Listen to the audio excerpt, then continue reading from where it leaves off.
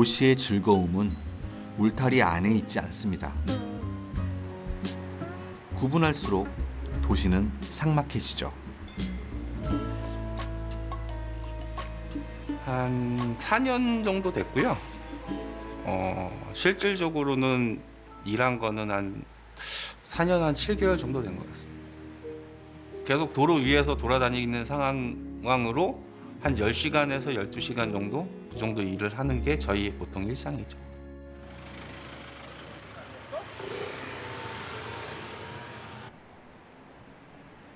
안 가는 곳이 없는 도시의 배달원에게 단지화된 아파트는 갈 수 없는 도시의 길입니다. 고층일수록 단지가 클수록 그 성은 더 공고하죠.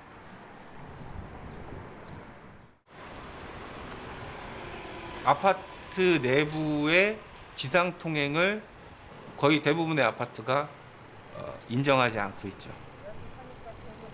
아파트 소유의 땅을 지나갈 수 없다라는 거죠.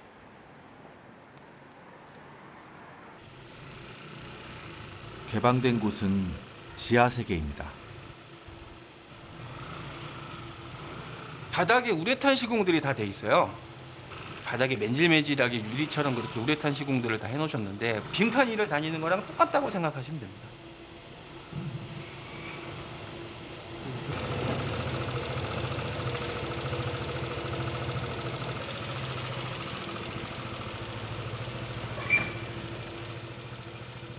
조각난 도시가 도시인들의 마음까지도 멀찍이 떨어뜨리나 봅니다. 우리나라에서 그렇게 배달이 성공한 이유는 우리 건물에서 이렇게 1층 내려가서 바로 뭐 한 1, 20m만 걸으면 내가 되게 좋아하는 레스토랑이 있을 수 없는 구조이기 때문인 거죠. 왜냐하면 엄청난 덩어리에 아파트 단지가 있기 때문에 나가도 사람도 별로 없고 잘 조성된 조경이 있는데 오히려 무섭거든요. 그래서 내가 있는 주거 지역에서 맛있는 집이 있는 상업 지역까지 가려면 정의 단계가 너무 많으니까 사람들은 단념을 하고 쉽게 먹고 싶은 거죠. 그들은 우리를 대신해 복합이 깨진 도시 사이사이를 누볐던 거죠. 도시에 갈 수 없는 땅이 점점 늘고 있습니다.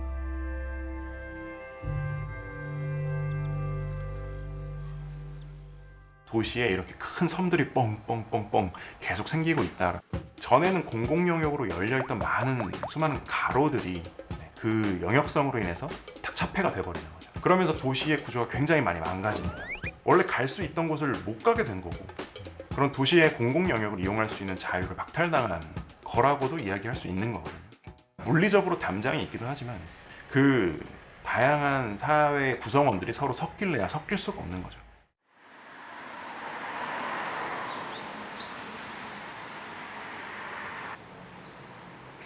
이상적인 도시의 조건은 무엇일까요?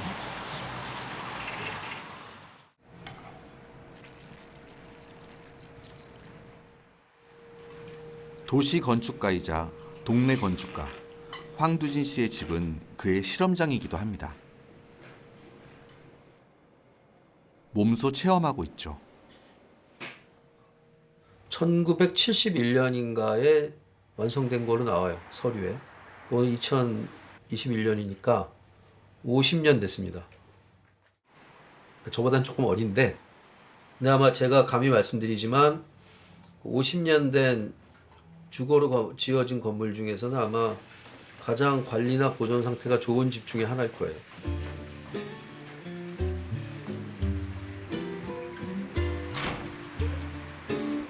출근까지 걸리는 시간은 5분도 길게 느껴집니다.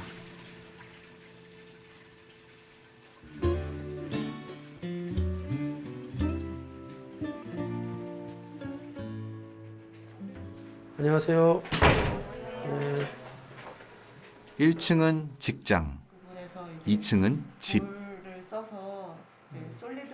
일터와 삶이 가까운 직주 근접의 삶이죠. 제 하단은 좀 투명하게 40%더라고. 그게 넘어가면 뭐 가격이 확 뛰고.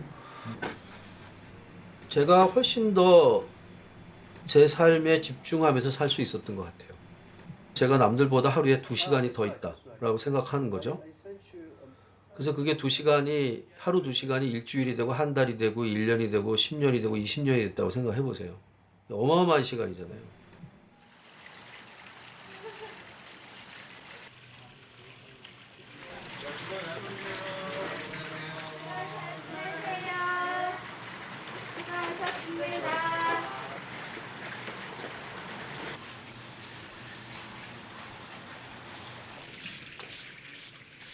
이렇게 종로에서만 19년째 살고 있습니다. 많은 분들이 물어보시거든요. 어떻게 그렇게 집 바로 옆에서 생활할 수 있냐? 아, 제주껏 알아서 나가서 놀아요. 제가 뭐 여기 안에만 있는 건 아니니까.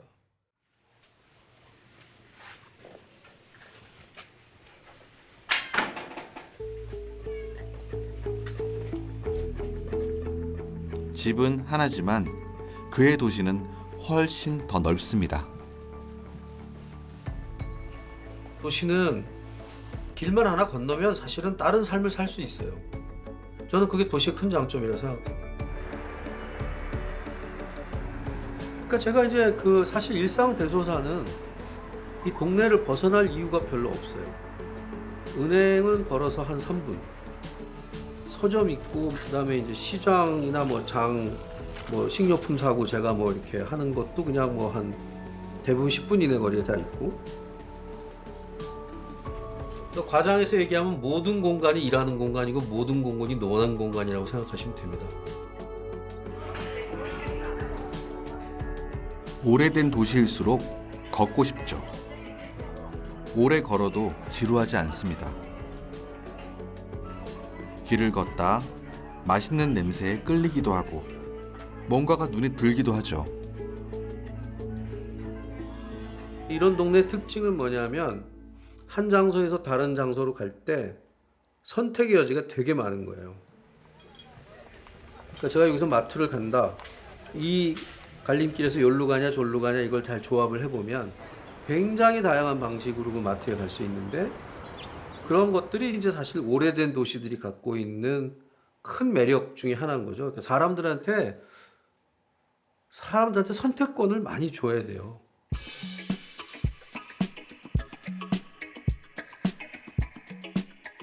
바둑판처럼 가로 세로 잘 짜여진 격자형이거든요. 게다가 이 큰 블록이 하나의 용도로 되어 있는 게 아니라 상업지역, 준주거지역, 3종, 2종, 1종으로 달라져 있는 게 하나의 특식이라고 볼 수 있어요. 그래서 저는 그것을 그 양파 구조라는 표현을 쓰는데 양파를 껍지면 안에가 계속 나오잖아요. 그런 구조로 되어 있어요.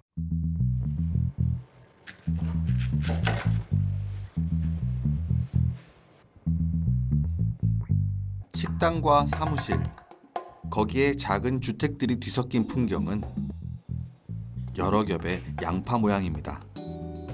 아보카도와는 다르죠. 여러분의 도시는 어느 쪽에 가까운가요?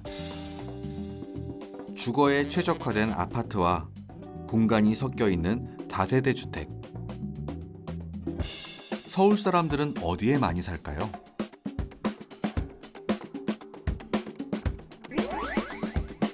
면적으로 따지면 아파트에 많이 살 것 같지만 더 많은 사람들이 다가구, 다세대 주택에 살고 있습니다.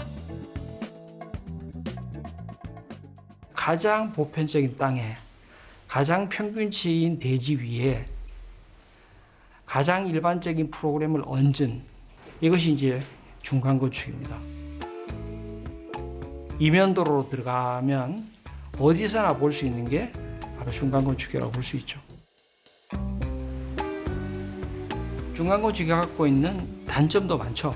예를 들면 골목이 있고 주차하기도 어렵고 약간의 방범의 문제도 있고 쓰레기도 문제가 이런 문제도 있지만 이것이 이 잠재적인 또 복원력이 있는 데거든요. 아파트 단지는 하나의 필지로 이루어져 있거든요. 반면에 중간 건축이 있는 주택가들은 이게 잘게 쪼개져 있기 때문에 부분 고쳐갈 수 있는 거예요. 천천히 고쳐갈 수 있는 거죠. 그만큼 우리가 실험하고 새로운 건축적인 대안을 만들어낼 수 있는데 최적화된 지역이라고 보여져요. 우리가 선망하는 크고 높은 건물과는 조금 다르죠. 그러나 중간 건축에는 활기와 복합이 살아 있습니다.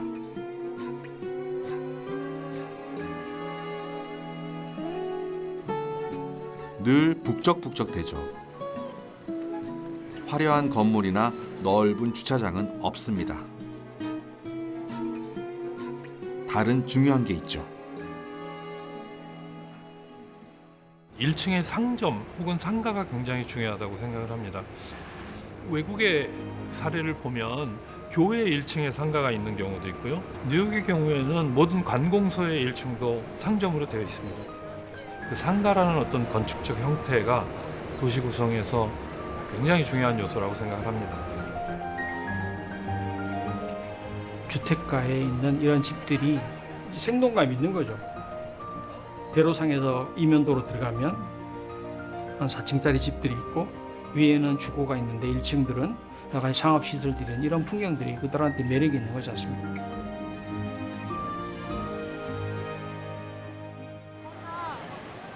보통의 공원과는 다르죠. 다소 작아 보이기도 합니다. 녹색은 더 줄었을지 모르지만 다양한 색깔이 보입니다.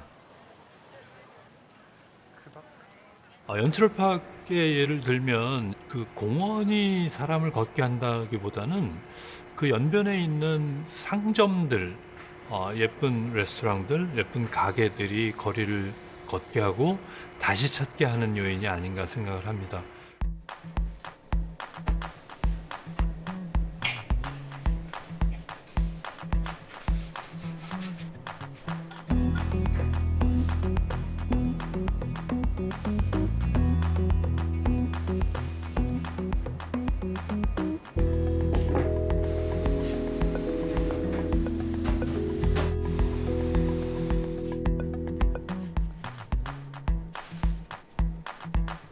전통 떡 중에 무지개떡이라는 게 있잖아요. 그게 이제 층층이 색깔이 다르죠.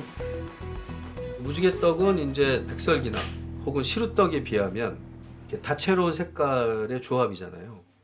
저는 그게 이제 층별로 기능이 다른 건물에 비유할 수 있다고 생각한 거죠. 이런 도시 건물 어떨까요?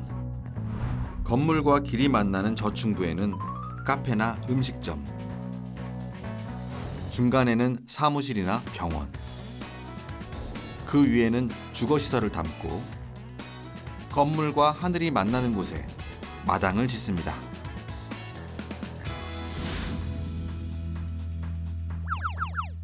다양한 색을 가진 복합 건물이죠.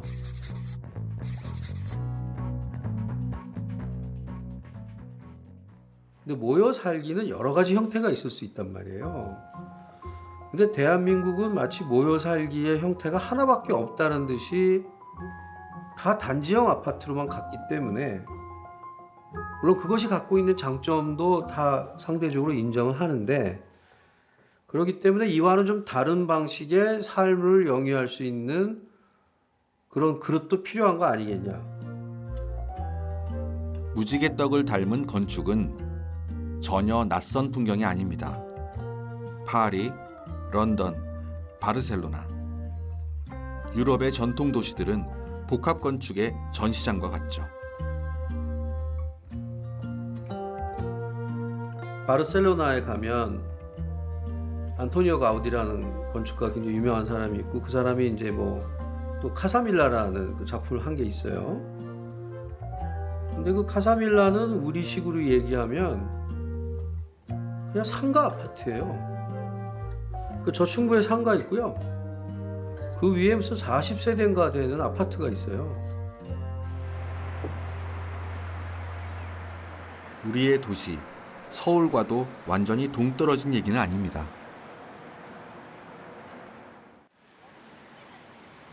사례가 너무너무 많더라고요. 낙원 상가, 그 위에 아파트가 있거든요. 그래서 통칭해서는 낙원 빌딩이죠. 낙원 상가도 규모가 크지만 낙원 아파트도 상당한 규모예요. 그게 한 200세대 정도 되는 걸로 알고 있어요. 그럼 작은 규모가 아니거든요.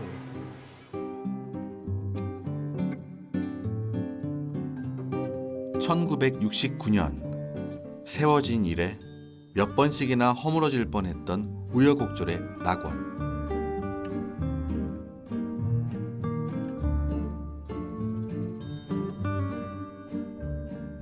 도로 위에 세워진 1세대 상가 아파트였죠. 외관만 봐선 별로 특별해 보이지 않지만 안으로 들어서는 순간 생각지 못한 다양한 장면이 펼쳐집니다. 재래시장에 전혀 다른 분위기의 악기 상점, 그 위로 극장과 공연장, 사무실까지 역동적이죠. 6층부터 15층은 도심 한가운데에 있는 집합주거입니다.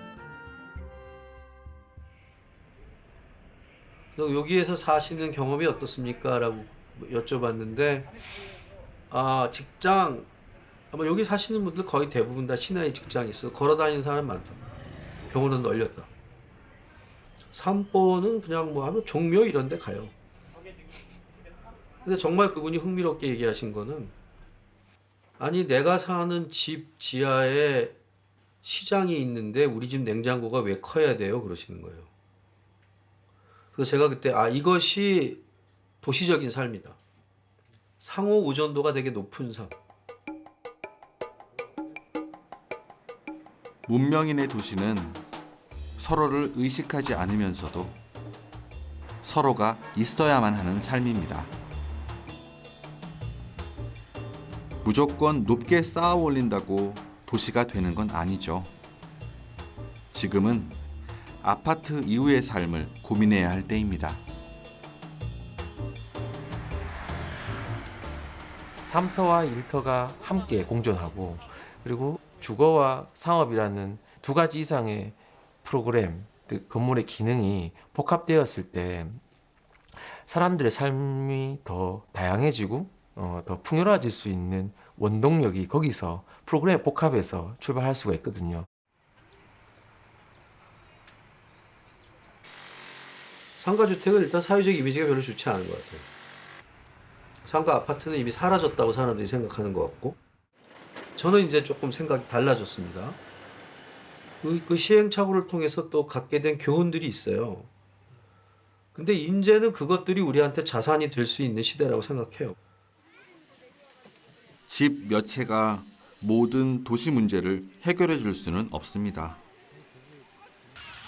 거대한 도시의 하드웨어는 손대기조차 어렵죠. 그래서 가장 작지만 뚜렷한 도시 건물을 세워봤습니다. 결국은 이제 다양한 용도의 시설들이 같은 공간 안에 존재했을 때 이제 다양성이 존재하는 거고, 다양한 사람들과 맞닿아서 대화를 나누거나 뭔가 이제 활동이 이루어질 때 굉장히 생각지 못했던 창의적인 어떤 결과물들이 나올 수도 있는 거고, 그냥 즐겁기도 하고요.